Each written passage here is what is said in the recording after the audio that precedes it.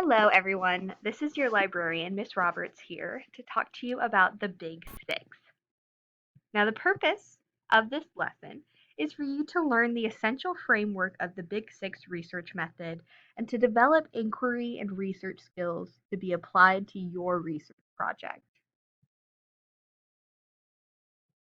This lesson meets standards set out by many different organizations.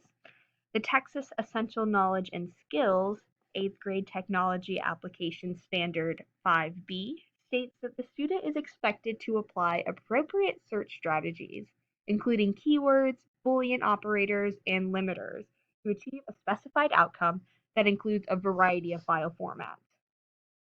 The Common Core Standard 8W8, Research to Build and Present Knowledge, states to gather relevant information from multiple print and digital sources, using search terms effectively, assessing the credibility and accuracy of each source. The International Society for Technology, or ISTE, Standard 1.3a, is that students plan and employ effective research strategies to locate information and other resources for their intellectual or creative pursuits.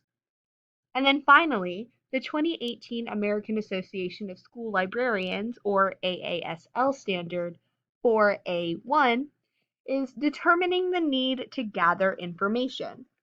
So, what is the Big 6? Well, the Big 6 is a research method. It's a set of 6 skills that allow you to use information and problem solve. So, in this lesson, you are going to take a pre-assessment. This is for you to show me what you know about the Big 6 process. And if you don't know an answer to a question, don't worry, please just try your best. You will take this quiz again after the lesson to show me what you've learned.